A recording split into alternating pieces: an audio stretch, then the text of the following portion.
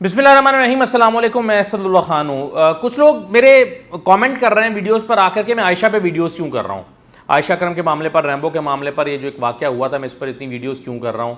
मैं एक serious political content करता हूँ, मैं नैब कोर्ट्स की बात करता हूँ, अदालतों में होने वाली कार्रवाई को प्रेजेंट करता हूँ, एक सीरियस एनालिसिस देता हूँ मुख्तलिफ चीज़ों पर। तो मैं ये आयशा का केस क्यों कर रहा हूँ, इसकी क्या वजह है?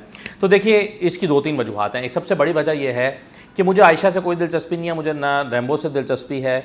मुझे दिलचस्पी इस बात से है कि ये एक ऐसा हाई प्रोफाइल केस है जिसने पाकिस्तान की बहुत बदनामी की, आलमी सतह पर पाकिस्तान के इमेज को ख़राब किया, और इसकी मुझे बड़ी तकलीफ़ है कि पाकिस्तान का इमेज ख़राब हुआ और इन लोगों की वजह से हुआ जिन्होंने एक मंसूबा बनाया। शायद इनको ये अंदाज़ा नहीं था कि पाकिस्तान इससे इतना बदनाम होगा, शायद इनके मकासद कुछ और होंगे, लेकिन इससे पाकिस्तान बदनाम हुआ। अब पाकिस्तान के इस इमेज को ठीक करने के लिए या इसका काउंटर देने के लिए कि जी जो इमेज पाकिस्तान का गया है, ये ज़रूरी है कि इस केस की असलियत सामने आए, दूध का दूध पानी का पानी, ये लफ्ज़ मैं पहले भी इस्तेमाल कर रहा हूँ, कि सामने आए, पूरी चीज़ क्लियर होकर हमें पता चले और पूरी दुनिया को पता चले कि वो जो चीज़ थी वो गलत थी, असल में इसके हक़ाइक़ ये हैं।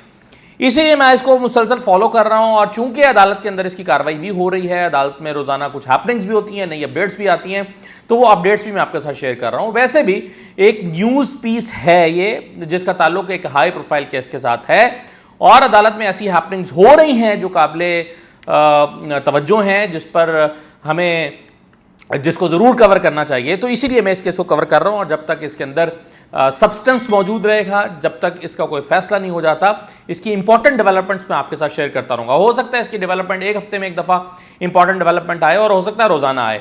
अब मैं आज इस पर दोबारा इसलिए कर रहा हूँ कि आज अदालत में बड़ी इंपॉर्टेंट डेवलपमेंट्स हुई हैं, और आज अदालत में एक तमाशा लगा रहा है।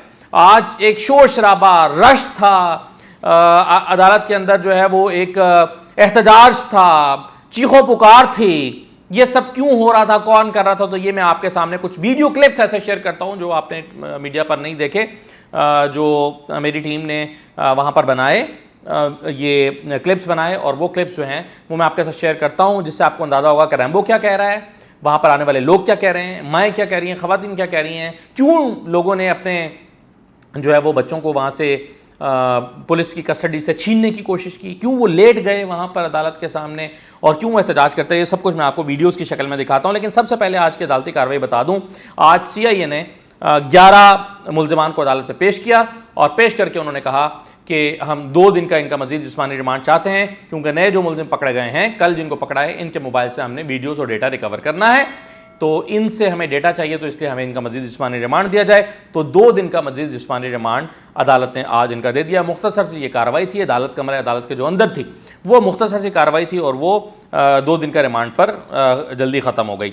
अच्छा, आज एक इंपॉर्टेंट डेवलपमेंट जो है वो हुई है, आयशा की गिरफ्तारी को ज़ेर गौर लाया गया है, और इसमें जो पीका एक्ट है, the prevention of electronic crimes act 2016, उसके तहत पुलिस ने जो है वो इजाज़त मांगी है कि आयशा को गिरफ्तार किया जाए। ये किस बुनियाद पर मांगी है, क्यों मांगी है, क्या प्ली ली है, और ये एक्ट क्या कहता है, इस पर मैं बाद में बात करता हूँ आपसे।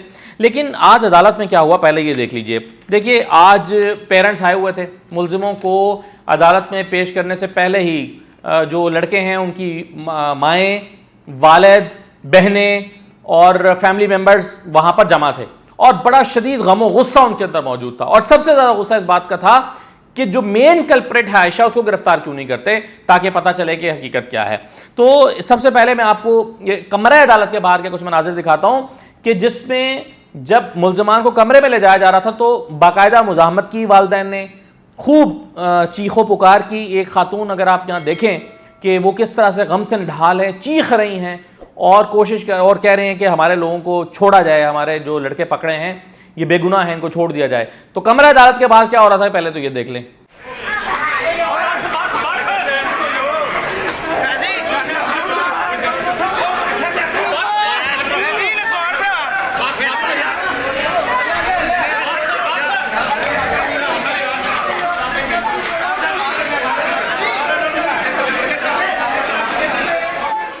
अच्छा, ये विजुअल्स जो हैं वो ये खातून गम से निढाल हैं, ये विजुअल्स तो अंदर के हैं। अच्छा, अब आप देखें कि पुलिस एहलकारों से कुछ लोगों ने, जैसे जब वो बाहर लेकर उनको मुल्ज़िमों को निकले, तो एक बुज़ुर्ग हैं, वो यहाँ पर आप इस वीडियो में देखेंगे कि एक बुज़ुर्ग हैं, वो पुलिस से अपने बंदे को, अपने लड़के को छीनने की कोशिश करते हैं या उसके करीब जाने की कोशिश करते हैं। फिर एक मुलजिम जो इसको पकड़ा हुआ है वो रोता हुआ हमें दिखाई देता है कि वो चीख रहा है, ही इज़ लिटरली क्राइंग, और उसके साथ जो उनके को बुज़ुर्ग हैं वो उनके रिलेटिव लगते हैं, और फिर इसी तरह से औरतों की चीखों पुकार हो रही है। तो ज़रा ये वाले विजुअल्स भी देख लें।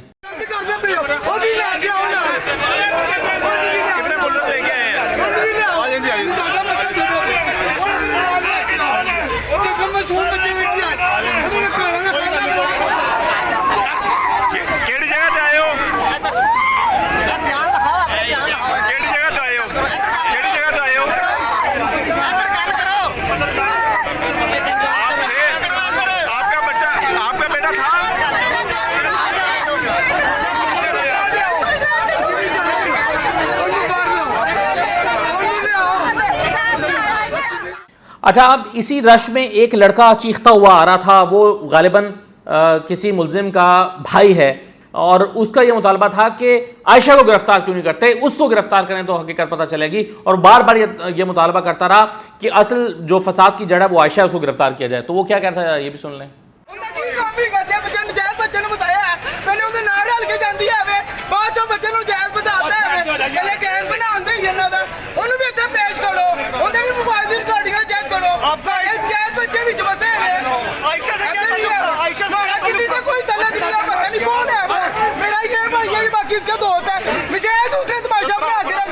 अब ये इस नौजवान का मौक़िफ़ है और ये कहता है कि हमारे जो भाई हैं बेकसूर हैं और इनको असल जो कल्प्रिट है उसको पकड़ें। अच्छा, अब रैम्बो की बात भी सुन लें। जब रैम्बो बाहर निकला इस रश में से तो एक रिपोर्टर ने उनसे पूछा कि हाँ जी रैम्बो साहब आप क्या कहते हैं, तो रैम्बो ने कहा कि बस नेकी की सज़ा मुझे मिल रही है। रैम्बो का मौक़िफ़ क्या है ये भी सुने। हाँ जी रैम्बो, क्या करोगे? का सिला नेकी करने का अपनी टीम के पर रिकॉर्डिंग जो चल रही है वो पुरानी रिकॉर्डिंग है। हम साथ रहते हैं, लड़ाई झगड़े भी होते रहते हैं, लेकिन वो पुरानी रिकॉर्डिंग चल रही है। ऐसी कोई बात नहीं है नेकी करने। अच्छा, इतने शरीफ रैम्बो साहब ऐसे हैं नहीं जितने लग रहे हैं अपने इस बयान में। बहरहाल ये अब अदालत ने फैसला करना है। लेकिन एक चीज़ मैं आपको और सुनवाना चाहता हूँ। ख़वातीन आई हुई थी आज, एक लड़के हैं, 3 उनकी बहनें थीं, माएँ थीं और फैमिली मेम्बर्स थे।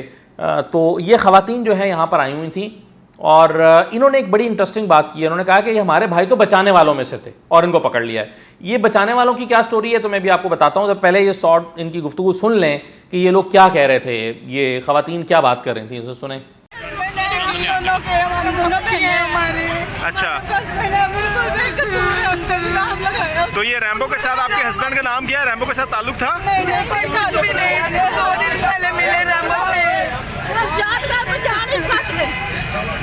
कहाँ से आप लोग आए हैं? आप लोग कहाँ से आए हैं बाजी? कहाँ से आए आप?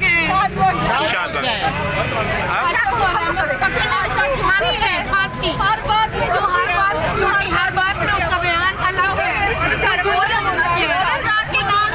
जब ये वकूआ हुआ था तो आपका भाई कहाँ थे? आपके भाई जब ये 14 अगस्त का वकूआ हुआ था जी बचा रहे थे सब, वहाँ पे थे, मौके पे मौजूद थे। स्टेटमेंट भी लिख के मेरा भाई दी है, इसने स्टेटमेंट लिख के दी है, ये सब मुझे बचाने वाले हैं। बदोबदी मुलवस किया गया। सिर्फ आयशा की साजिश है, सिर्फ और सिर्फ उसको पैसा चाहिए। ये भी हमारी बहने हैं, हमारे भाई है साथ, वो जिसने केस किया है उसका मोबाइल की इन्वेस्टिगेशन की जाए। आपका कौन अंदर है? आपका भाई का नाम क्या है? मेरा भाई वसीम आजम अंदर है और इनका भाई मनसा, वो 3 भाई एक घर के अंदर है। क्या होता है उनका? 3 भाई हैं आपके?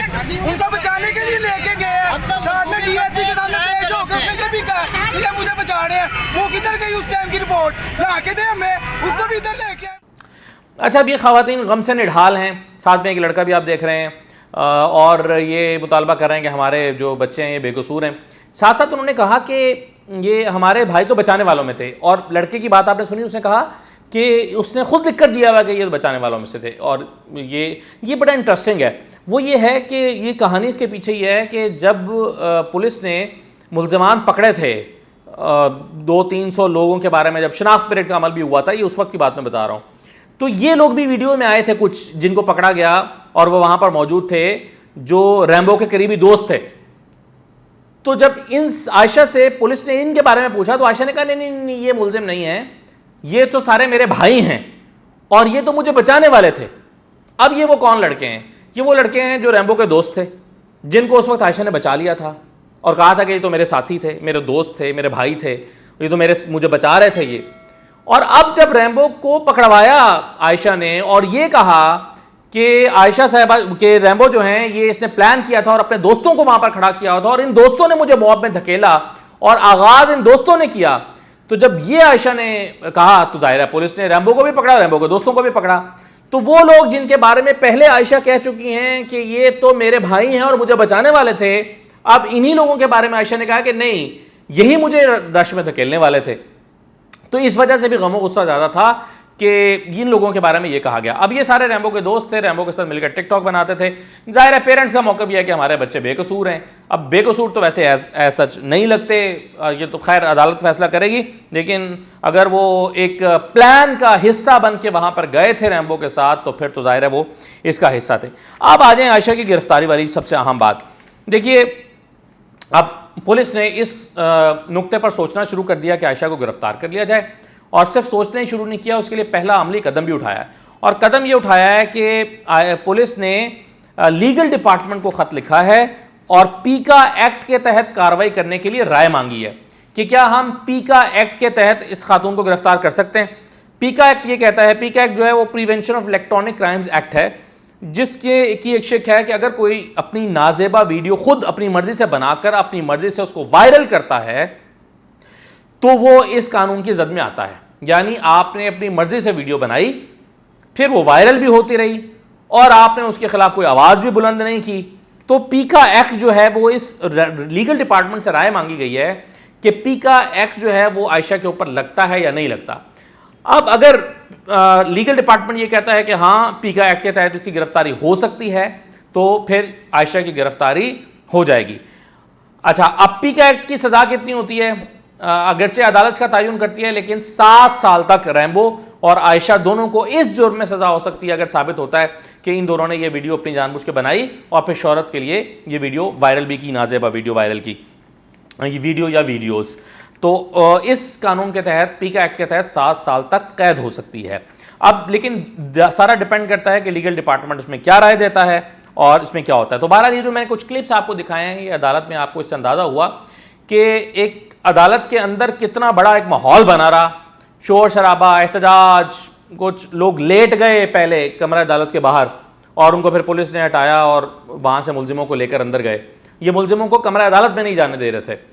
तो इस तरह की सूरत हाल आज अदालत में रही और सबसे इंपॉर्टेंट डेवलपमेंट आयशा की गिरफ्तारी के हवाले से होने वाली पेशरफ्त है, जिसमें लीगल डिपार्टमेंट से पीका एक्ट के इम्प्लीमेंटेशन की राय मांगी गई है। बहरहाल ये आज की वीडियो थी, आज की अपडेट्स थी जो मैंने आपके साथ शेयर की है। इजाज़त दीजिए, अल्लाह हाफ़िज़।